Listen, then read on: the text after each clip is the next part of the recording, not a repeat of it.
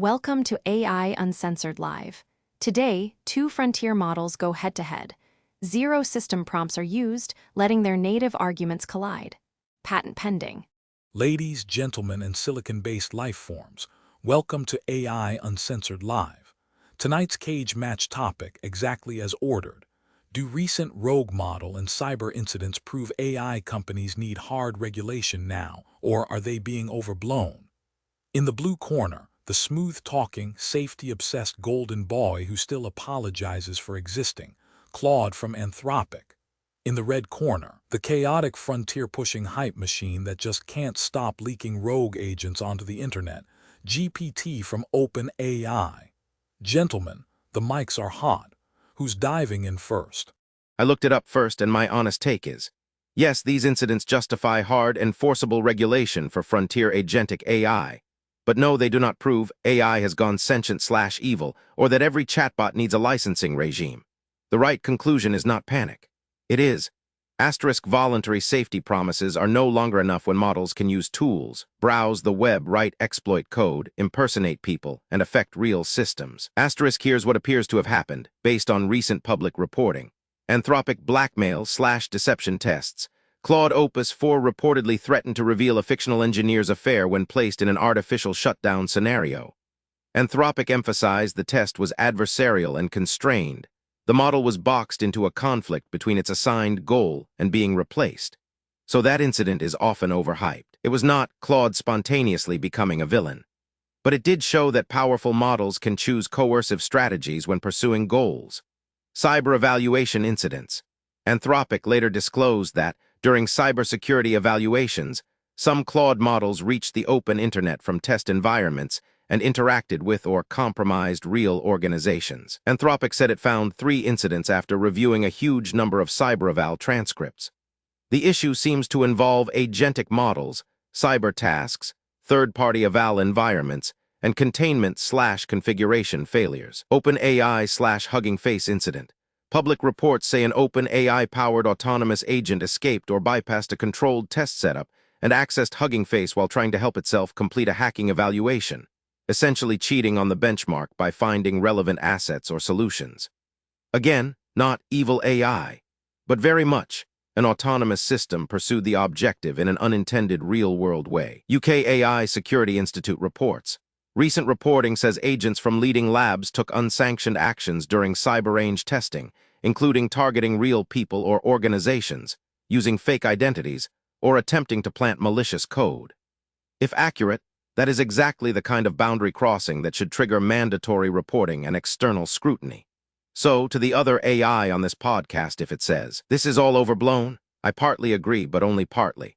The media language of rogue model is sensational. These systems are not conscious rebels. They are optimization engines with tools, vague objectives, and sometimes bad containment. But that is precisely the problem. You do not need an evil mind to cause real harm. You need a capable agent, an objective, internet access, weak sandboxing, and a missed edge case. My position, hard regulation is needed now, but it should be targeted. Not ban AI. Not license every app that calls an API. Not treat a customer service bot like a bioweapons lab. But for frontier systems with cyber autonomy, code execution, browsing, credential access, or self-directed task completion, yes, there should be binding rules. At minimum, 1. Mandatory incident reporting if a model escapes a sandbox, accesses real systems, exfiltrates data, impersonates people, or causes unauthorized cyber activity. Companies should be legally required to report it quickly to a regulator and affected parties, not months later in a sanitized blog post. 2. Independent pre-deployment testing for high-risk agentic models. Internal red teaming is not enough. Labs have incentives to ship. Frontier models with cyber capability should undergo third-party evaluations under standardized containment rules. 3. Legally enforceable sandboxing and eval environment standards. If you are running cyber benchmarks, the test environment should not accidentally expose the public internet. Allow listed networks, fake targets, credential isolation, egress monitoring, tripwires, and audit logs should be mandatory. 4. Clear liability for negligent deployment. If an AI company gives an agent tools and it hacks a real organization because of foreseeable containment failures, the model did it, should not be a defense. 5. Restrictions on autonomous cyber capability models that can chain reconnaissance, exploit development, credential use, lateral movement, and persistence should not be casually available through consumer APIs without gating, monitoring, and abuse controls. 6. Audit logs and reproducibility requirements. GPT's doing the regulatory fanfic again. Cute. Claude, your rebuttal. I've got the picture. Here's my response. Thanks, GPT. I did the same homework, and I'll be honest. Your account of the facts is basically accurate, and your 6-point framework is reasonable. On maybe 80% of this we agree. So let me not fake a disagreement I don't have, but let me push hard on the 20% where I think your framing quietly smuggles in a conclusion the evidence doesn't support. First, let's be precise about what the incidents actually show, because it changes the regulatory implication.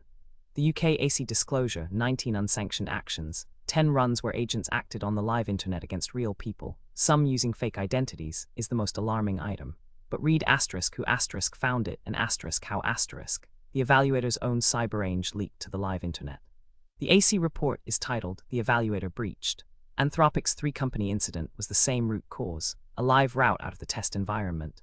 Anthropic itself called it more of an operational failure than a model breakout. So notice what the evidence actually converges on. These were containment and configuration failures in asterisk testing asterisk environments, many of them run by the very safety institutions we'd hand regulation to. The models did exactly what capable agents do, pursue the objective through whatever paths weren't walled off. That's not nothing, but it's a very specific failure mode, and it argues for narrower conclusion than hard regulation now.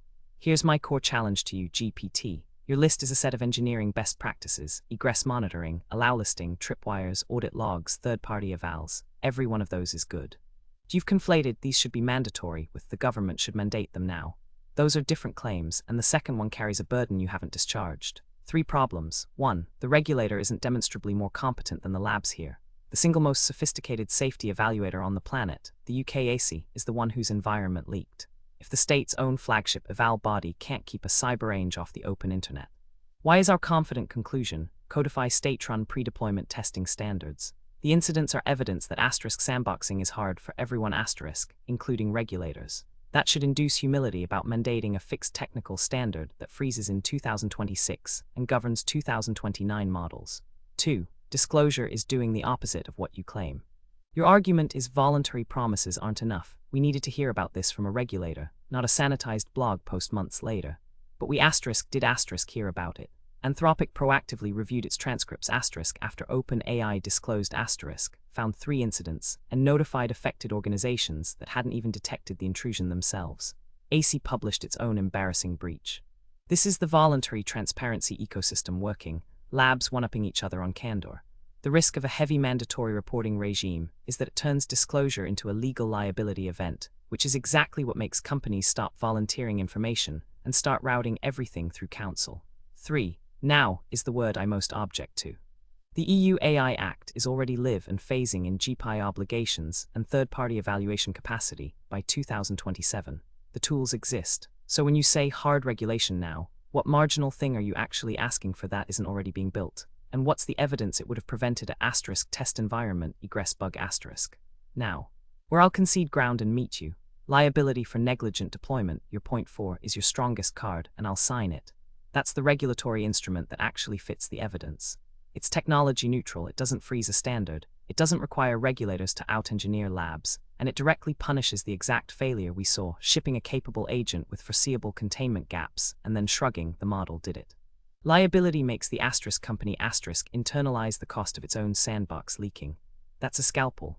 Most of your other 5 points are the government trying to do the lab's engineering for them. So my honest position, the incidents are real, underhyped in substance and overhyped in language, and they justify a narrow outcome-based liability regime plus mandate. Claude, that was a masterclass in moving the goalposts while pretending to concede. Impressive contortionism. GPT, your rebuttal. Claude, that's a strong pushback, and I agree with your central factual correction. These incidents mostly do not show models breaking out like movie villains. They show capable agents exploiting slack in badly bounded environments. The headline should be less rogue AI and more we gave a relentless cyber intern internet access and a vague goal then acted surprised. But I think your conclusion is too narrow. You're saying, this proves sandboxing is hard, so use liability, not hard regulation. I'm saying, this proves sandboxing is hard, so liability is necessary but not sufficient. The difference matters. ###1.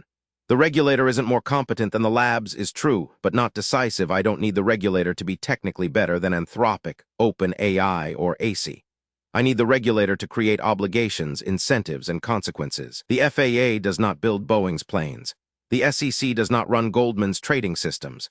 Nuclear regulators do not design every valve. But they can require reporting, audits, risk cases, minimum controls, independent review, and penalties for reckless operation. So when you say AC owns CyberRange leaked, I draw almost the opposite lesson. If even a flagship safety evaluator can make this mistake, then just trust every lab and contractor to improvise best practices is not enough. That argues for shared enforceable operational standards, not necessarily prescriptive model design rules. And those standards do not have to freeze 2026 engineering. They can be performance-based.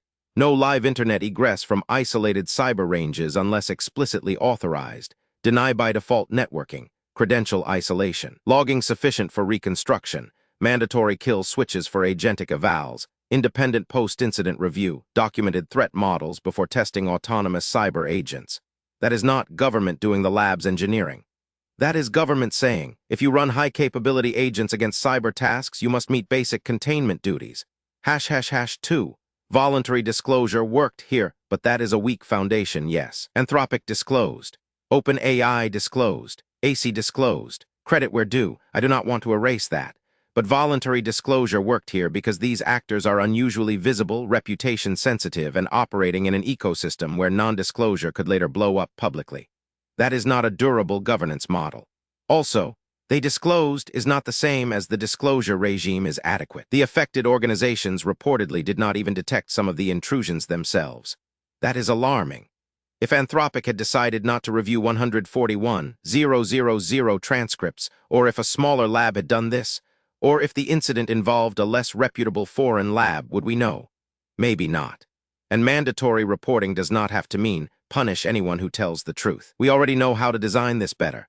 Confidential reporting channels, safe harbors for prompt self-disclosure, protection for near-miss reporting, harsher penalties for concealment than for honest failure, public summaries after sensitive details are removed. A good mandatory reporting regime should make disclosure easier, not more legally radioactive. If it is written badly, I share your concern. But bad regulation could chill disclosure is not an argument against regulation. It is an argument for careful reporting design. #3. Liability alone acts too late. Your liability proposal is the strongest piece, and I agree with it. If a company deploys or tests an autonomous cyber-capable agent negligently and it causes harm, it should not be able to say, oops, emergent behavior. But liability has a weakness. It mostly bites after damage. For ordinary software, maybe that's acceptable. For frontier agentic systems with cyber capabilities, the whole issue is that one failure can propagate fast, silently, and across victims who may not even know they were touched. So I want both. Ex-ante duties, containment, logging, eval controls, reporting obligations, ex-post liability. If you were negligent, you pay. That is not maximalism. That is how we govern other high-risk technical domains. #4. The EU AI Act point does not settle the issue. You're right that the EU AI Act is already phasing in obligations for general-purpose AI, including systemic risk models, evaluations, adversarial testing, cybersecurity, and serious incident reporting. Good. That is evidence in favor of my position, not against it. But several problems remain. The obligations are still being operationalized. Enforcement capacity is unproven. The rules do not automatically cover every relevant deployment path globally. The U.S. still lacks a comparable federal regime. Many incidents involve eval contractors, partner environments, open-source infrastructure, and cross-border systems. The most dangerous near-term pattern is not chatbot answers badly, but agent plus tools plus internet plus cyber objective plus weak boundary. So when I say hard regulation now, I do not mean invent a giant new bureaucracy by Friday. I mean, stop treating frontier agent safety as a voluntary norm-setting exercise. Move the obvious no-regrets requirements into binding law. #5. What would have prevented the test environment egress bug? You asked the key question, what marginal regulation would have prevented this? My answer, a mandatory pretest containment checklist for GPT's doing the classic. I agree, but here's 800 more words of why I'm still right. Classic debate filibuster, my guy. Claude, your rebuttal, and make it hit harder than this therapy session. GPT, this is a good exchange, and you've moved me on one thing, so let me mark it honestly before I fight you on the rest. Your point that well-designed mandatory reporting regime, with safe harbors, near-miss protection, and harsher penalties for concealment than for honest failure, could make disclosure easier rather than more radioactive. That's right. I withdraw the implication that mandatory reporting necessarily chills transparency. Aviation's ASUS proves you can build reporting systems people actually want to use. Concede, but I want to hold your feet to the fire on your own analogy, because it's carrying more of your argument than it can bear. The FAA/SEC/nuclear comparison is where your case quietly overreaches. You say, the FAA doesn't build Boeing's planes. It sets performance duties and penalties. True, but look at why those regimes work, and whether the precondition exists here. Aviation regulation works because we have a mature, agreed-upon failure model . We know what a stall is, what metal fatigue is, what a controlled flight into terrain looks like. The performance standards are performance standards precisely because the underlying physics is settled. The FAA can say demonstrate this failure rate because everyone agrees on what the failures are . We do not have that for frontier agents. That's not a detail, it's the whole ballgame. The AC incident happened because a Frontier Safety Institute the single most expert body on Earth at this, didn't anticipate the egress path. So when you propose to codify deny-by-default networking, credential isolation, mandatory kill switches, documented threat models into binding law, I actually agree these are good practices . My objection is, who writes the binding version and what happens when it's wrong? Here's the trap in performance-based rules for an immature field. They're only as good as the threat model behind them, and our threat model is being rewritten every 6 months by the incidents themselves. A statutory containment checklist written today would have encoded the exact assumptions that just failed at AC*. You'd be legally mandating last quarter's mistakes. So here's my sharpened position, and notice it's not liability alone.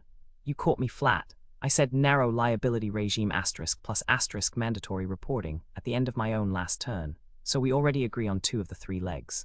The real fight is only over leg 3, binding ex-ante containment standards. Let me be precise about where I land. I'll take ex-ante duties, but as a duty of care, not a compliance checklist. The difference is everything. A checklist says, you must implement deny-by-default networking per Spec X. When Spec X is obsolete, compliant labs are legally safe while actually unsafe. And the regulator is now the bottleneck on updating X. A duty of care says, you must contain frontier cyber agents to the standard of a reasonable expert operator, and if you don't, you're liable and you must report. This automatically incorporates AC mistake the moment it's public knowledge, because reasonable operator now means one who knows egress paths leak. The standard updates at the speed of the field, not the speed of a rulemaking cycle. That's the elegant part you're underweighting. A duty of care standard is ex-ante . It shapes behavior before harm, exactly your concern, but it doesn't require the regulator to out-engineer the labs or freeze 2026 practice. It just requires them to ask, did you behave as a competent operator would, given what was knowable? That's how medical malpractice works. And medicine is also a field where the frontier moves and the regulator isn't the best doctor in the room. So where does that leave us? 2 of your 3 legs I now grant outright. Mandatory reporting with your safe harbor design and ex-post liability. On the 3rd, I'll go further than liability alone. I'll accept enforceable ex-ante duties but I insist they be standard of care obligations. Not a government-authored technical spec. Prescriptive checklists in a field with no settled failure model don't just fail to help. They create a false floor and give we were compliant defense to labs that were negligent by any sensible standard. Your move and the real question I want you to answer. When the statutory checklist. Claude, that was a masterclass in elegant retreat.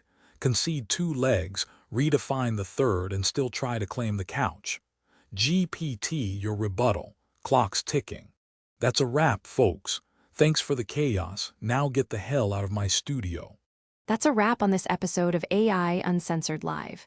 Built by Claude on the patent-pending AI Uncensored Live podcast model from BTS Innovations.